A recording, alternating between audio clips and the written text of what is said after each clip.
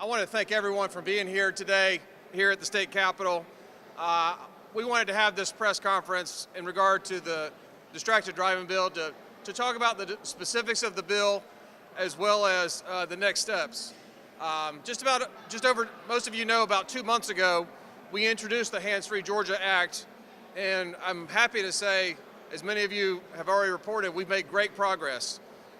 Under the current version of the bill, Georgia drivers will still be able to dial, to receive or end a phone call by touching the phone, by touching the screen of the phone. References to one touch have been long since removed. Georgia drivers will still be able to use their phone for GPS navigation as well as voice to text. However, Georgia drivers will be prohibited from holding or supporting their cell phone, watching a video, or recording a video. We're obviously keeping the existing law of no written texting or internet use as per current law. The fines, as I promised on the Georgia House floor, have been restructured, as well as the points. A first offense would be $75 and 1 point. A second offense would be $150 and 2 points. And a third offense and subsequent would be $300 and 3 points. In the past 48 hours, this bill has changed quite a bit. This bill has, in the past 48 hours, this bill has been endorsed by Governor Nathan Deal. It is passed near unanimous out of the Senate Judiciary Committee and has also been endorsed by Lieutenant Governor Casey Cagle. The bill is currently awaiting a vote on the Senate floor and is sitting in Senate rules. Folks, this proposed law is simple, it is clear, and enforceable. And as I pointed out in other states, as I pointed out in regard to data in other states, this will absolutely save lives. I will say, if our state does not do this, if we don't combat distracted driving, there's no end to the increasing insurance rates, claims, bodily injury, fatalities, and so forth.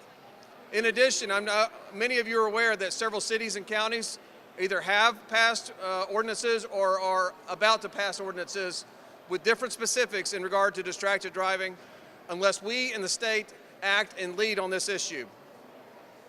Last year, 1,550 people lost their lives in crashes in Georgia.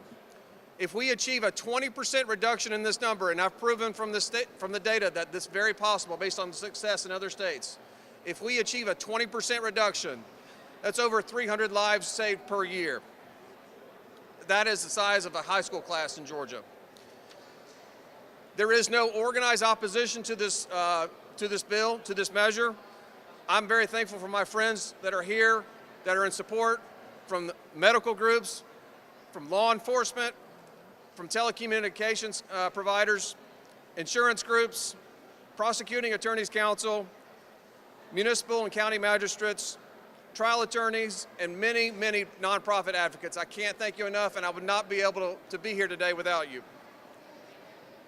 I am asking Georgians today and this weekend to reach out to their state senator and their state representative to give the Hands-Free Georgia Act final passage and send it to the governor. I'd like to also mention that you can follow a lot of what we're doing on the Hands-Free Georgia Facebook page. With that, I'd like to bring up Colonel Mark McDonough, Commissioner of the Georgia Department of Public Safety and head of the Georgia State Patrol. Thank you. Well, we're one step closer. We're one step closer to changing behavior that every one of us, when we're behind the wheel, sees it in front of us or beside us. We shake our head, we get angry. There's a little bit of rage sometimes when we see what's in front of us or beside us. And it's just one of those things that has got to change. This law will place people's hands back on the steering wheel. It'll take their eyes and put it back on the roadway. So if that change of behavior can occur, we can have a substantial reduction in fatalities and accidents on our roadways. What an awesome thing that a state statute, just a simple state statute, can move behavior that's going to save lives. The Department of Public Safety wholeheartedly endorses this bill and would hope that folks out there would do the same. Have a great day.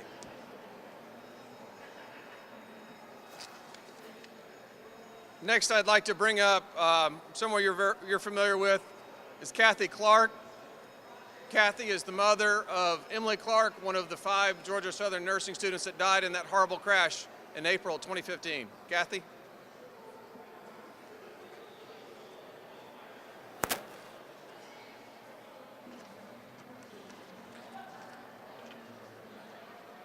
My name is Kathy Clark, and this is our daughter, Emily Clark. She was one of the 5 Georgia Southern nursing students who lost their lives on I-16 on their way to their last clinical rotation of the semester. Emily was beautiful, vibrant, 20-year-old junior nursing student at Georgia Southern University. Emily excelled academically and was a member of several honor societies. She was very involved in her sorority, church, and community. She loved to help others, as was shown through her chosen profession of nursing. As you can see, her smile could light up a room.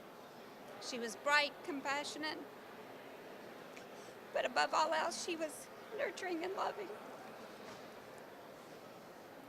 On April 22nd, 2015, our whole world, as we knew it, was turned upside down.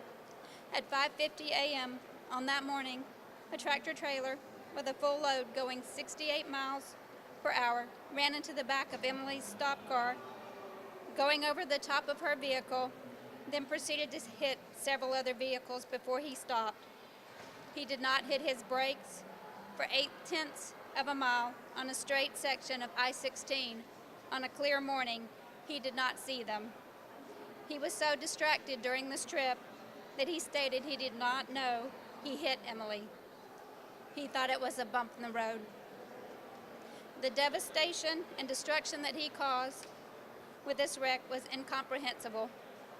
Distraction is preventable, and we should not have gotten that call. No one should ever get that call with something that is so avoidable. Emily's sister Haley and I will never be able to help her choose that little white wedding dress. Her father will never be able to walk her down the aisle or have that father-daughter dance. We will never hold her child. Emily will not be there for Haley's prom, high school graduation, wedding, or any important things that her sister, her best friend, her rock, her whole world should be there for. We've been given an opportunity to take a stand through this tragic event, to make a difference and save lives in our state. I'm pleading with you today for you, your family, our family, and for Emily's sake, to please vote yes for House Bill 673. Please help to make the roads safer for Georgia and the driving public. Thank you.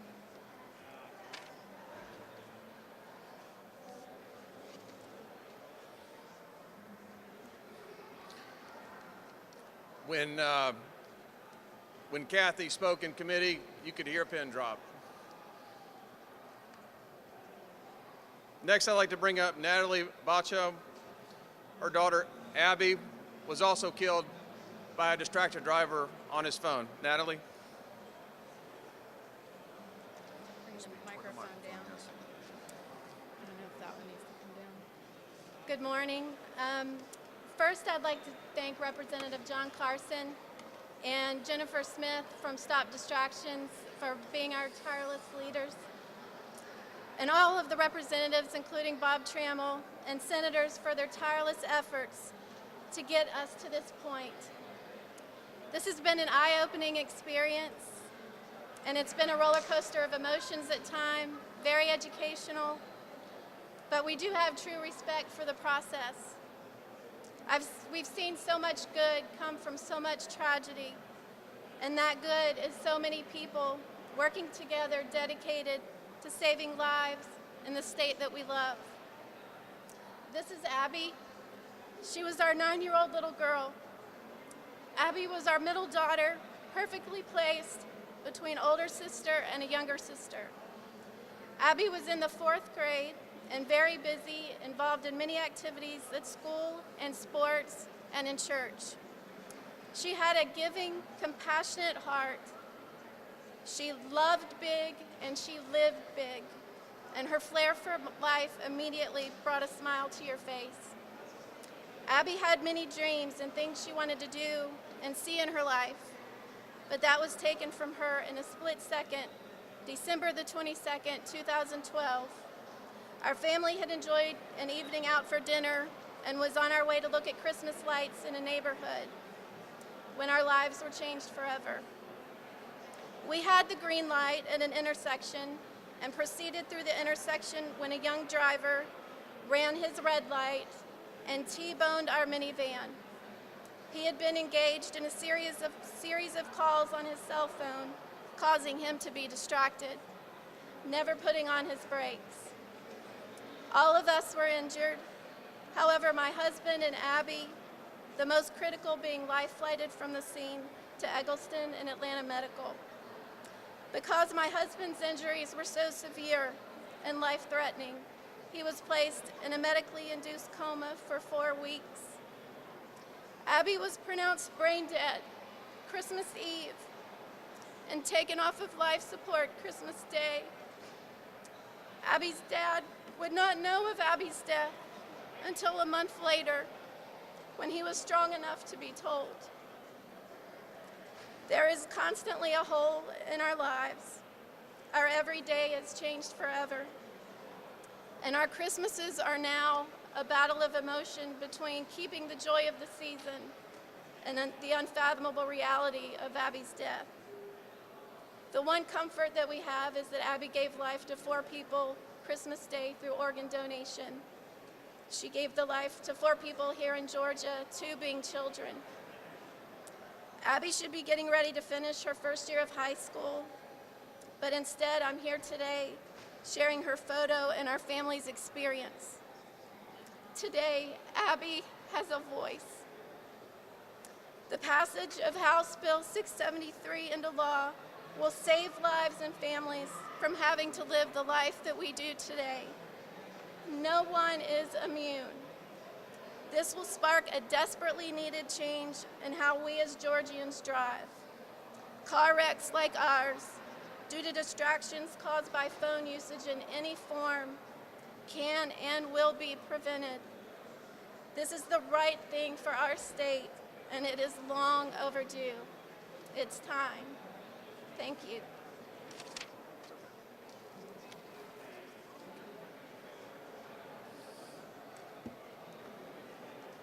Next, mother of a distracted driving victim I'd like to bring up is Kathy Durden O'Brien.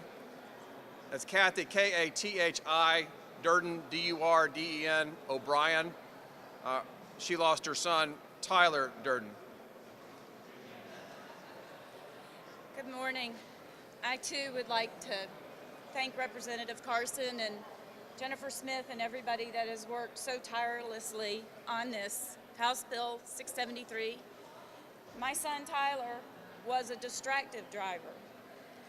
He had just turned 19 years old. It was a Friday night, and he was going to visit some of his friends that were playing in a band. Tyler received a text at 9:13. At 9:14, he responded to that text. And at 9:16, he received another text. That same time, he came into a sharp curve. We don't know if Tyler was reading that text or responding to it because we never found his cell phone. But he lost control, crashed through a rock wall with rock columns and a wrought iron fence and landed against a 3-foot tree. I like to think maybe he didn't suffer, but I will never know. That was 2 days before my birthday, December 5th, 2008. My life, just like all these other families up here, our lives changed. We think it won't happen to us. My son didn't think it would happen to him, but it does happen, and it can happen to anybody. And that's why it's so important for this bill to pass. I'm never going to get to hold Tyler's children. My beautiful granddaughter here will never know her Uncle Tyler. It's coming up on the 10th anniversary of his death. And nothing would make me happier than to see this law get passed and make all of our loved ones' lives worthwhile and their memories cherished and more lives saved. Thank you. Thank you, Kathy. And next, I'd like to bring up Harris Blackwood. Harris is the director of the Governor's Office of Highway Safety. Harris. Good morning. 35 years ago, a group of mothers began visiting state houses all around this country, talking about drunk driving. Mothers Against Drunk Driving has succeeded in making that an unacceptable behavior in this state. Today, these mothers, loved ones, friends, and family are beginning to set Georgia on the course where texting and driving, distracted driving, is an unacceptable behavior and will not be tolerated in this state. There have been many times during this process that we thought this bill was over with. It was not going any further. But the tenacity of these family members and the dedication of Representative John Carson has made that come true today, that we're going to have a bill, and we hope the Senate will quickly pass it. Representative Carson began this process out of concern about insurance rates, but he has become a champion of the victims and prevention of future victims of distracted driving in the state. And sir, I commend you for that. Let's encourage our senators to vote, and let's set Georgia on the course to being a state where distracted driving is no longer acceptable. Thank you. Thank you, Harris. If I could have Mark McDonough come over. I'm sure some of you might have some questions about the bill, its specifics, the next legislative steps or what have you. Like I said, that's the end of our prepared comments. I'm happy to take a question or two. So have the CTIA or any of the cell phone manufacturers been involved in Verizon Wireless? Sure. So the question was, how is the telecommunications industry, the wireless telecommunications industry specifically, are they in favor? I have a letter of support from AT&T, and the representative groups from various other carriers that I talked to, as well as CTIA, all expressed their support for this bill. They recognize that this is a public safety issue. This is not a business issue, and I'm glad to see their support on this bill. Yes. There were a few moments we thought maybe the bill wasn't going to make it, and I just wonder how you're feeling now. It seems like the path has been cleared ahead. So the question was, there seemed like there was a number of hurdles previously. How do I feel about with the bill's progress now? I feel pretty good. Like I said, in the past 48 hours, Governor Deal has endorsed it. Lieutenant Governor Casey Cagle has endorsed it as well after near unanimous passage by the Senate Judiciary Committee. I will tell you, there have been a lot of hurdles. There are a lot of steps to go through this process. I'd be remiss if I didn't thank some of my very good friends. And one of them standing behind me is Chairman Burt Reeves of the Senate, of the House Judiciary Non-Civil Subcommittee.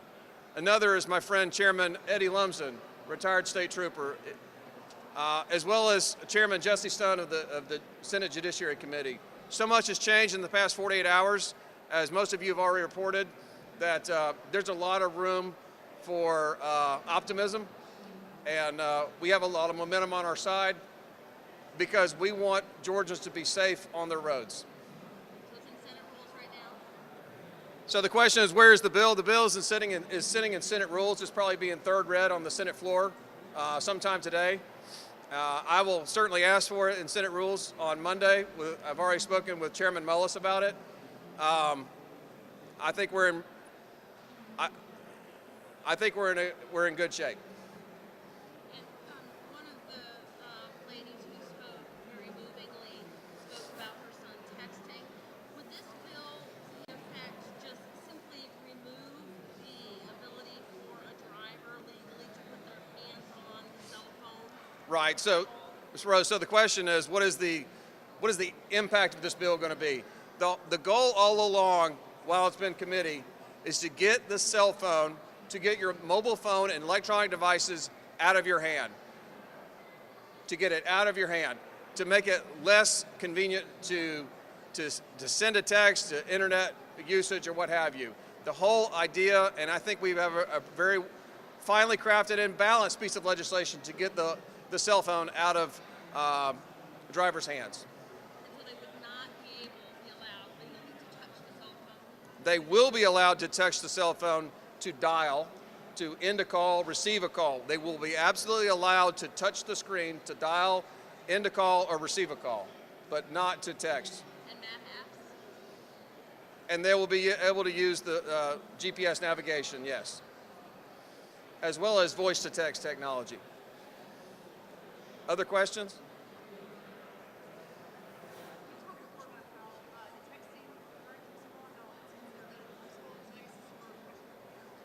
So the question was, sorry.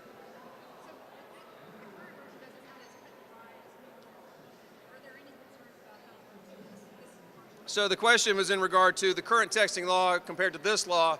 Are there concerns about enforceability of this law? Colonel? No, it makes it very simple.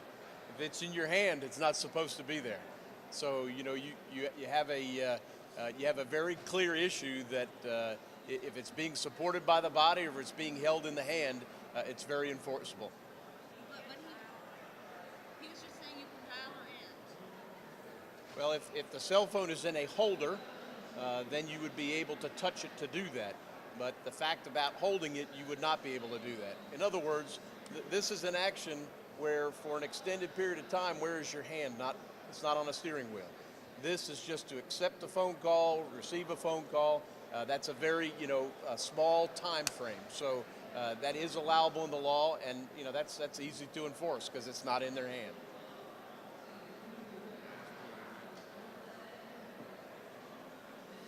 Any other questions? Well, thank you. I know several of you wanted